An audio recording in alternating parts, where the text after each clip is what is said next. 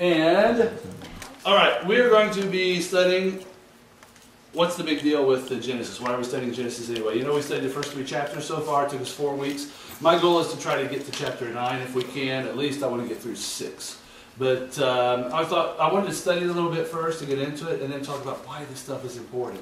So that's what we're going to be talking about right now and tonight. The first one there says, so what's the big deal? And man, when those lights are off, I got to hold this paper up. Number one is that Genesis is the foundation of our faith.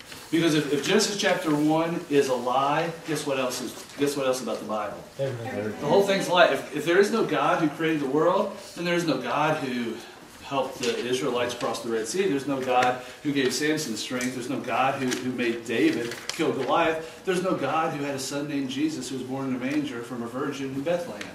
If there is no God, then the whole Bible's a big lie. And yet, if chapter 1 is true, what else is true? If there really is a God, and He really did create the world with words, and He created you and I by forming the dust with His hands and putting His Spirit into us, then everything else is true. So that's why in my lifetime, Genesis chapter 1 has come under attack. You guys know in the schools they can teach one of the 2 theories and not the other. In the colleges, one is dominant. If you guys watch TV or movies, one is dominant. If you ask the American people, 65% of the people believe in creation. The American people believe God's Word is true, but the words that you're going to get in school and from your mass media and your entertainment is going to say the other side is true. And I can see how it can be very confusing for a kid. We have so many voices. And I bet if you ask your parents, I bet we probably get about the same 50-50 or 65-35 split among our parents. So it's going to be a very confusing thing. It's the foundation of what we're talking about. I want to talk a little about foundations. Bradley, can you scroll through these next few pictures for me? Oh, yeah. There we go. If you guys ever build a house, like say if you get a construction loan and you build your own house, a guy's going to come out and he's going to show you a picture similar to this one. And says, okay, there's 3 kinds of foundations. I don't know if you guys have ever seen it before, but when they put a house down, they dig, for my size house, they did 12. There's 4 rows of 3. Dig holes in the ground and put stuff down. Why do they put stuff down? It looks like roots of a tree. Why do they put these roots of a tree down before they build the house up? Yeah, well, what's going to happen when the wind comes, and say if there's a lot of rain with the wind and it makes the dirt really, really sloshy, what's going to happen to your house? Yeah, it's going to fall over. So they build these 12 posts, or if you have a bigger house, you might have 16 or 20 or 24 of them, down. And he'll say, okay, there's 3 kinds I can sell you. The 3-inch steel pipes are the cheapest. Or I could dig a little bit harder and pour cement, and a lot of times they put the rebar in to fortify it. Or we could give you the 6-inch, or I could go with the 9-inch, and they call that a bell bottom, because they dig it a bigger hole. Now, which one do you think is the cheapest? The 3. Yeah, the 3-inch steel pipe. They can just stick that sucker in, stick it down, boom, it's dirty. Next one. The other ones take some time. Which one do you think is going to be the best in a storm, especially if an Indiana hurricane or those floods like we seem to have every year in May and June? Bell bottom. Okay, the bell bottom. When you buy it, which one do you think you're most tempted to buy? The cheaper one. The cheaper one. The next 100 years of the house, which one do you think the owner wishes he had? Okay, guys, this is just like life. If you want something valuable to make the foundation of your life, it's going to take a lot of work. Being a Christian is easy, and being a Christian is simple. It's easy. All you say is, I believe in Jesus. And you know what? The hardest thing you're ever going to do is say, I believe in Jesus. Because you're going to face a society that does not believe. You're going to face a society that is sometimes in your face. If you believe in God, if you believe the whole Bible is true, it changes you. You can't go to the parties you want to go to. You can't say the words you want to say. You can't do the things you want to do. It changes everything about you. If Genesis 1:1 is for real, then there really is a God. He really is going to judge you, and there really is a heaven, and there really is a hell. And, wow. But it's like that big fat foundation. Or you could go with the cheap foundation. It's really easy. You go to all the parties, do everything you want. And then when the storms of life come, oopsies, let's go to the next frame, because I didn't talk fast. You see this every year. There's hurricanes in Florida and the Gulf Coast.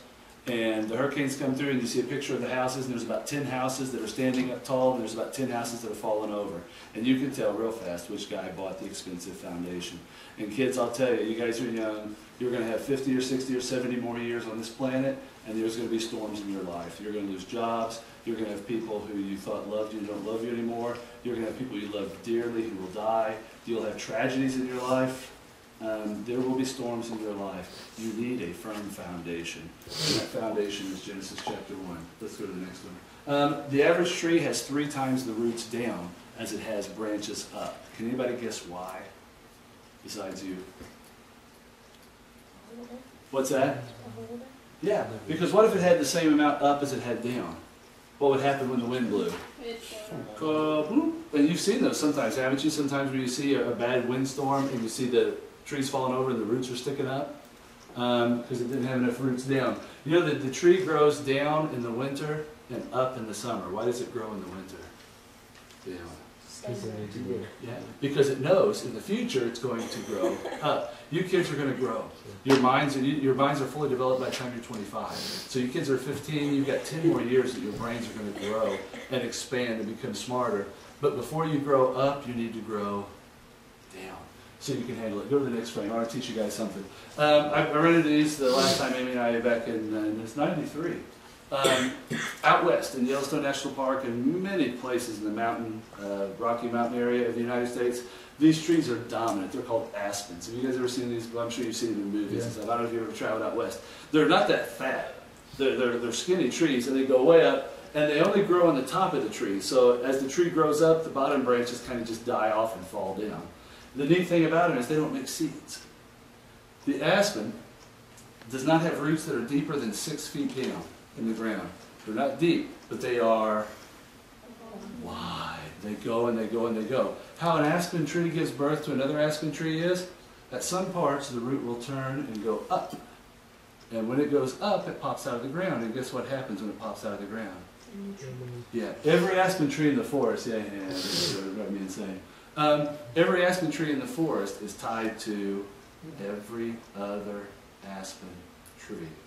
When you guys know they get tornadoes out west, terrible. I mean, we get one, every 10 years? You guys watch TV, Oklahoma, Kansas, some of those places, they get them in Wyoming, they get them constantly. Can I show the next frame? This is after a tornado. Now you notice the storm this is springtime. You notice how it's broken off all the green branches and snapped them and topped them. You see a bunch on the ground, but do you see the aspen trees uprooted? No, they've all been snapped. The wind was so hard it snapped them, but they didn't break. You know why they held up in the storm? Because they were all tied to each other. I think there's a lesson for us in that. That's what church is. Church is a place where we go and our roots get dug deep and our roots get tied together. And the storms in life are going to come. Now, the one tree that would have fallen over is the aspen that might be out on its own. But the aspens that are tied to the others were fine. And kids, that's what church is. We tie to each other. We're there for each other in the hard times. We're holding each other up in the storm. And if we stick together, we will all stand. We need a firm foundation. I've got 2 more slides that I just have to show you. Look at that poor girl's face compared to her shoulder. What is she doing? Okay, next slide. And isn't that funny? That's ironic. In case you don't get it, what did he paint on the side of his truck? Yeah, right before it caught fire. So anyway, that was kind of unnecessary. We're done with the slides. Yeah, he could have saved $200 on the paint job and just set it on fire. Okay. So under foundations for our lives, in case you didn't get anything at all, if you're set in the truth, you're going to be safe in the storm. But if you're set in lies, when the storms come, you're going to fall down. I'll do an illustration for you guys real fast. Right here I've got, and the girls will attest, this bucket is clean water. It's just straight out of the sink. 100% clean water. And what did you put in this one? Leaves, mud, grass, sand. This one here, Marsh, I don't even want to touch my fingers. This is pond starter. Clay. Okay? I've got sponges. In a second, I'm going to dip both sponges in the filthy water, and then I'm going to wring them out. What do you think I can do to make it so that this sponge does not absorb any of the filthy, nasty water? Give me some ideas. Put it in I don't want my sponge to get dirty, but it's going to be put into a place full of dirty water. What can I do? Squish it Squish it like this and put it in. and then put it in? Okay, we might try that. When somebody else, give me an idea. Somebody who wasn't around when I was writing the lesson. Who? Anybody got an idea? I'm going to try something. What's that? Okay, we'll do the scrunch method. I'm going to set it in the filthy I don't know water. how it's gonna work. Nasty. Yeah, are there nap? Yeah, there are. Okay, then we're going to let it go. Oh. Let's see what kind of a water we pull out of that. Yes. Hey girls, next time let's use half the slop, okay? You told us to do that. But it was fun. And it was really fun. Yeah, it's We felt like hysterical. little kids. This one here, I have an idea. I'm going to fill this one with Water. clean water. Now, what do you think's going to happen when I soak it in the dirty water? Your hand's gonna Can get somebody dirty. besides me do this? I now have 2 soaking wet hands. What do you want me to do? Get my hand dry, plain. Okay, let's try it first with this one. Oh. Okay, did it absorb any of the dirty water? Yeah. Yum. Oopsie. No. Now let's take my idea. Now it's going to have some filth on it just because, well, it picks up filth. But when I squeeze it out, wow, it's got a ton of filth on it, doesn't it? It wasn't able to absorb hardly any. Oh, actually, it's clear, isn't it? It's not really. Well, it's, Dad, anyway, what's that? you get it all over the table. That's not a bad idea. That's what I added, actually. The idea is, kids, your brains are a sponge. You've not fully absorbed all, hopefully you're not as smart as you're going to be. Hopefully by the time you're 40 or 50 or 60, you'll be smarter than when you're 15. If not, you're not doing something right. Your brains are a sponge. They will soak up what you put in them. You are going out into a world that is not a nice place. Has anybody figured this out yet? The world's not a real nice place. Has anybody, raise your hand if you figured that out. If not, God bless you, you still got that wonderful youthful innocence. The world has a lot of evil, mean, nasty, ugly people in it. If your mind, if your sponge is totally empty, when you get out around the evil, guess what it's going to soak up? Evil. But if your mind is full of good and clean, yeah, you might get a little dirty on the outside, but you're not going to absorb all that filth that's out there. Genesis 1 is your foundation for the rest of your life. Second reason that this is so important to me, and I hope it's important to you, it sets your boundaries. If you decide that you believe that God created the heavens and the earth, then you're going to listen to what the Bible has to say. You're going to honor your parents, your father, your mother. You're going to not kill, not steal. You're going to not commit adultery. You're going to speak better. You're going to act like the God of the universe, if that's what you believe. But what if you decide you're going to believe that evolution is what happened? Well, then how did you and I get here, Noah? If God did not create us, how did we get here? The Big Bang. Yeah. I'm a big cosmic accident. I was not anybody's intention. I was not anybody's plan. There's no plan for my life. There's nothing after I die. It's just live, have some fun, and go. Isn't that going to decide my morals and my ethics for me as well? Why would I do good? In a world without God, why would I be a good person? Why would I help my neighbor? There's nothing in it for me. I'm wasting my time and money. Why would I go to church and encourage other people? Why would I teach? Why would I help? There's no basis for good if there is no God. Unless the only thing I did say in a conversation with Rachel I had before class, there is a selfish good. There's times where, say, maybe I'll be nice to Lauren because, let's say Lauren's got a really nice car and I want to borrow it. So I figure if I go over and help her mow her grass, then when I ask her to borrow her car, she's going to say yes because I helped her. She feels like she owes me. Sometimes we are selfishly good. But is that good? If I'm only helping somebody? No. There's no good without God. And so there's no basis for ethics. And that's what C.S. Lewis wrote a book. I don't want to take too much time. But he says that guilt is proof that there's a God. Because when we do wrong, what do? We have Guilt. We feel bad. Guilt is a proof that there's a God. Because if we were all cosmic accidents, if we were all just fish that became monkeys, that became you and me, do fish feel bad when they do what's wrong? Do monkeys feel bad when they do something wrong? No. If you and I are just graduated monkeys, there would be no guilt. There would be no basis of right and wrong. And you know, in every culture since the beginning of time, whether it's in China or South America or North America or Europe, everyone has had codes of conduct based upon guilt and right and wrong. And the fact that there is right and wrong is proof that there's a God, because the animal kingdom does not have those things. So you and I, the fact that we feel bad when we do wrong and we feel good when we do right is proof that there's a God, that the creation is true. Okay, I've got to keep rolling. Number 3, our beliefs determine our thoughts. I need to make a couple of patterns for you. Because if I believe something, I will eventually think something is true. And if I think something is true, it will affect my behaviors. This is college level stuff, and I apologize, but I'd rather talk up to you than talk down to you. Somebody give me a belief you might have about, somebody just throw out anything, a belief you might have about anything. Killing is wrong. What's that? Okay, she thinks killing is wrong. If I kill, I'm going to go to hell. Okay? So she believes that. So guess what she starts to think?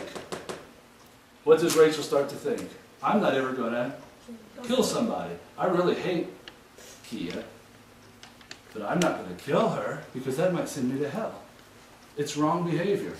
So guess what Rachel will never do? She will never kill. If I believe that my body is a temple of God and that God created me for a special purpose, I'm going to think I'm not going to do drugs. So guess what? When I'm at a party and somebody tempts me, I'm going to be the last one at the party that would take drugs. Same thing with our sex. If I believe that God made me for one man, if I'm a girl and I believe that God made me for one man and I'm not married to that man yet, so therefore I'm not going to have sex, then I'm going to start thinking, hey, no matter what happens at this party or at the backseat with my boyfriend, I'm not having sex because this is not who God made me for. And it's going to change my behavior. A boy comes up, hey, you know, I'm going to break up with you if you don't have sex with me. And you're like, okay, I'm going to miss you. It's that simple. What we believe affects what we think, affects our behaviors. So if I wanted to control your behaviors, I would change what you believe. I could change what you think, but it would only be temporary. It harkens back to your faith, to your foundation. So if you believe that we're just a big cosmic accident, just explosion, and Earth just, you know, we're no better than the animals that are out here killing each other and doing all kinds of crazy stuff to each other, then you would have no system for right and wrong. And so that's why, guys, you're going out into a world that a lot of people believe the opposite thing you believe. And that's why the world's a bad place. Okay, we're going to get to that more. Here's why I do not believe in evolution. And I'm going to zoom, and you guys, make sure you write stuff down because I think this is heavy. This will probably be the only time in your life you get this. You won't get this in high school, you won't get this in college. So I just want to make sure you do get it here today. What it says about our origins, number 1, it says that we are all mistakes. That I don't have a purpose, I don't have a plan, I'm just an accident, I'm just a man who fell in love with a woman, and I popped out and I've got no reason to live.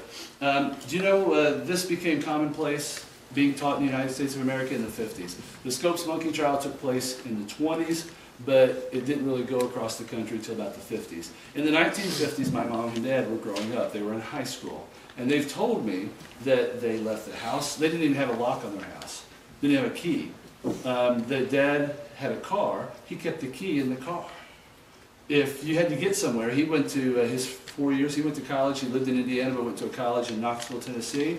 He would hitchhike to get there and back because the car stayed home with his dad. And it was totally safe for him to hitchhike to Tennessee. Nowadays, would you do any of those behaviors? Would you hitchhike? Would you leave your car key in? Would you leave your doors unlocked? Would you not even have locks? They also told me that if bums would come by, they'd knock on the door, and Grandpa would invite them in to eat a meal with them. He would offer total strangers to sleep in the house. Did any of you guys do those behaviors today? My parents used to do that since I had kids. In the United States of America, from the beginning of our country until 1950s, it was taught that there was a creator who created you with a purpose. And there's right and wrong, and when you die, you're going to go to heaven or hell. Since the 1950s, we've been teaching, you're a big cosmic accident, there's nothing to live for, YOLO, party, have fun, And since then, has society gotten better or worse? Worse. Can you guess how your life is going to turn out if you choose to believe evolution? I don't want that for myself. I don't want that for my kids. And so for no other reason, I'm just going to say, if evolution is true, if Darwin is right, then there is nothing to live for. Also, one thing I hated that Darwin put in, he mentioned, you guys have seen the famous picture of like how the apes got bigger and bigger and became the last man. Darwin's original work in 1859, The Origin of Species, is the name of his book, if you want to write that down. The Origin of Species. His belief was that the monkeys first became the black people. The black people became the Asians and the American Indians, who are related, and those people became the whites, and the Jews were a spin-off of them as well. So he wrote that a black person is somewhere between me and a monkey, and that offends me. Because I've had several black friends. I have black people in my family tree, very close. And if I'm going to look at my niece and say, oh, you're almost a monkey, but I'm a fully evolved human, that's offensive. And it was also quoted by the Nazi Party. You guys have heard of Adolf Hitler, I'm sure. Back when my dad was growing up, it's not been that long ago, when my dad was in high school, he was running Germany. And he was killing all the Jews because they were a branch off of this. He would have killed all the blacks too, but they didn't have blacks in Germany at that time because they were less evolved. He wanted to get rid of the less evolved creatures from the face of the earth. I hate something that says that. If somebody come up today and said, hey, black people are all just monkeys, we should kill them all. But yet we can teach this garbage in our schools. They leave that part out. You know, they're not teaching you the full story. But that's offensive. Number two, there's no scientific evidence. They tell you that 3,200 times a fish became a snake, and a snake became a rabbit, and a rabbit became a horse, and a horse became a dog. You guys have seen that tree? 3,200 times has happened. Guess how many times they found evidence? Okay? It's kind of like, to me, it's like the earth is flat. I think in 500 years, they're going to look back and say, hey, remember they used to teach evolution? And they're going to laugh about how stupid we are. Just like now we look back at the 1400s and say, they used to teach the world was flat. Oh boy, they were so stupid. I think in the future, they're going to look at evolution and say, look how dumb they were. You hear about carbon testing all the time. They'll talk about this, oh yeah, they tested this rock, they tested this tree. It's based on a lie because they believe the earth is 3 trillion years old. So they plug in the oldest rock they can find in the computer and say this is 3 trillion. So then when they plug in a newer rock, guess what it comes up with? It comes up with, oh, that's 2 trillion because it's 2/3 the age of this one. Well, if you have a calculator that's wrong, every time you do an equation, it's going to be wrong. Okay? If you have a bad computer, you're going to get bad output. And so the carbon testing cannot be trusted because it was the basis of it was not that the earth was 6,600 years old like the Bible says, but they believe the earth, they believe the Big Bang was 3 trillion years ago, plus or minus a few years. So you start out with a lie, you end up with a lie. Number 3, macro versus microevolution. What's micro mean? Micro means small. What does macro mean? Huge, okay? There's 2 types of evolution, and one is right and one is wrong. Microevolution, like say if 2 short people get together and have a baby, and the baby turns out to be taller than both mom and dad. Okay? That doesn't always happen, but it can happen. You know, you can have 2 normal-sized horses have a baby, and the other horse is really large or really small. But like, let's take as a friend, well, like I told you guys about the teacher I had in middle school, Mr. Curry. Mr. Curry was born with an arm that never did grow. So it stuck out about this long. It barely covered the end of his shirt. You could see like his little fingers dangling out. He got married and had kids. Guess what his kids looked like? Did they all have a short little arm? No.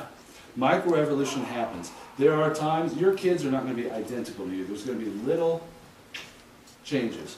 Darwin called this survival of the fittest. The idea was that all the squirrels today were the best, fastest squirrels. Because all the slow squirrels, what happens to the slow squirrels in the forest? They get eaten. And who survives? The fast squirrels. So every 100 years, the squirrels would be a little bit faster because the slow squirrels get eaten, the fast squirrels survive, and that gene pool survives. One thing, macroevolution demands, you guys know what DNA is?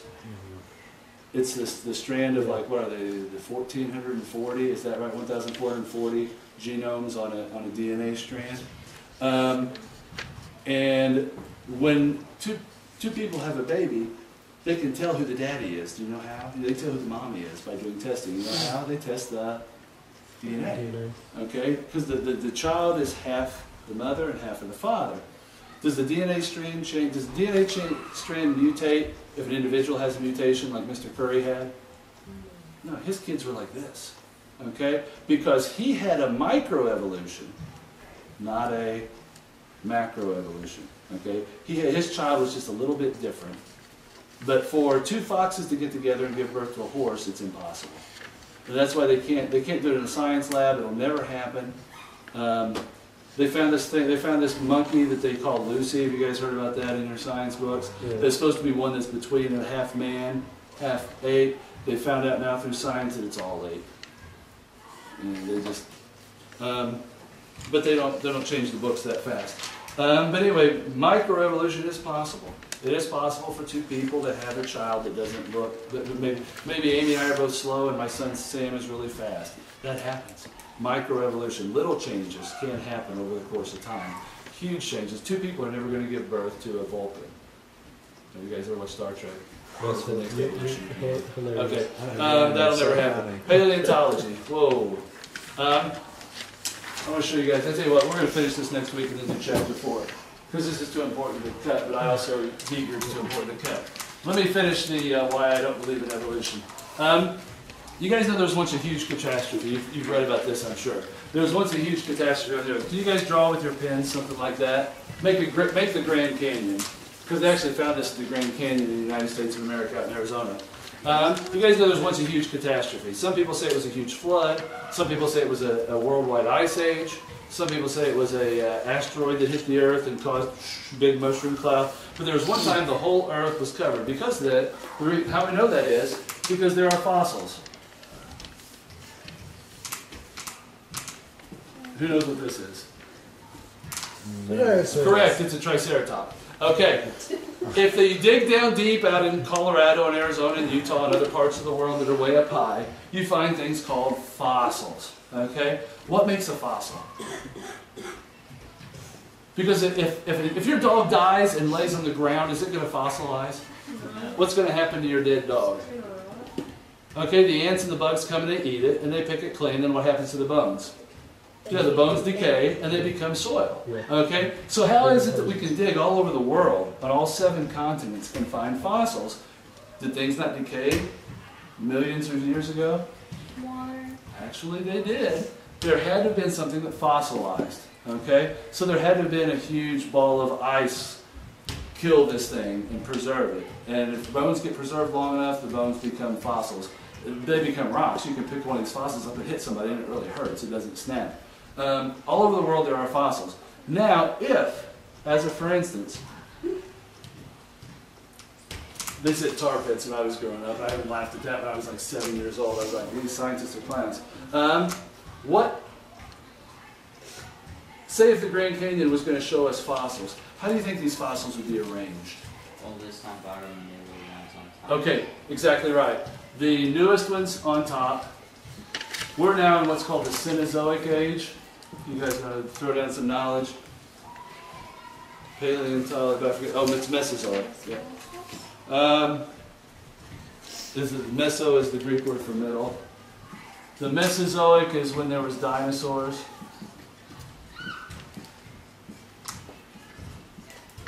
Let me make sure I get a spelling. Because I hate Paleozoic. Because it doesn't matter how I write it, you guys can't read it anyway. The Paleozoic was back when there was the little amoebas. You've seen those little one-celled creatures that crawled out of the water that became you and me. You'd expect to find down at the bottom the Paleozoic. You'd expect to find in the middle the Mesozoic, the age of the billions of years the dinosaurs ruled. And the Cenozoic, you'd expect to find Neanderthal man and modern-day horses and dogs and stuff. Guess what you find, though, when you really do dig at the Grand Canyon? In the fossil record. Paleontology is the record of the study of fossils, in case you want to write that in your notes. Guess how you find the fossils? You find them everywhere. You find some of those amoebas that are extinct now, but supposedly were the building blocks of life. You might find caveman down here. You might find a dog in here. the fossils are mishmashed. How is that possible? A flood. There had to have been a world. The only catastrophe that explains it would be a worldwide flood. What's the only book we know about that talks about a worldwide flood? Okay, and number 5, and we'll stop here. The second law of thermodynamics. You guys know what a law is? A law is something that is proven, and it's true for all places at all times. Okay, so I can go to China and there's gravity. I can go to China 1,000 years from now, there will be gravity. I can go to Russia and 1,000 years ago there was gravity. It's a law. Okay, it doesn't depend on you and me. We don't take a vote. It just is. It's a law. The second law of thermodynamics says that, well, I'll dumb it down for you, that anything left alone tends towards disorder. It basically says entropy leads to destruction. But anything left alone, as a for instance, let's take Lauren's car. It's beautiful. It's wonderful. She keeps it clean. If we parked it for 200 years and didn't let anybody touch it, built a fence around it so nobody can touch it, what would that car be like in 200 years? Would it be an identical condition it's in now? What would it be like? Being like it would barely run. It probably wouldn't run, would it? The engine would lock up, the oil would leak out of it. Gas would evaporate. The gas, actually in 2 years, gasoline is unusable. The water separates out of the gasoline, you can't use it. What would the body condition be like? Would the electrical parts still work? Yeah. Anything left alone, and it's a law, the second law of thermodynamics, if you leave something alone, it gets worse. Okay? The best thing you can do for something is occupy it, take care of it, be around it. How is it then, if that's a law, what we're talking about, creation is a theory. Okay? Evolution is a theory. Why are they not laws? Can I? Yeah. I could prove it if I could create the universe, but can I create the universe? I'm gone it. I left that at home. Can anybody show the Big Bang? Okay, so these are theories. So if a theory comes in contrast with a law, what happens to the theory? It's proven impossible. We are supposed to believe that the theory of evolution says that this one-celled amoeba crawled up out of the goo and became me and you. Now, the second law of thermodynamics says if something is left alone, it gets what? It gets entropy. It gets worse considerably over time. How is it that this one-cell amoeba became something so complex? There's things in science that study the human body. How did it get so complex? Did it get better if there's not a creator, if there's not someone guiding it? Entropy. Entropy means things left alone get worse. So that's why I don't believe in evolution. Let's park this and we'll spend the rest of our time down below. Hey, guys, take your notes with you. I want to ask you to read the second scripture that's there. We'll save the first one for next week. The second scripture that's there for debrief time. Okay, let's go ahead and break to our spots.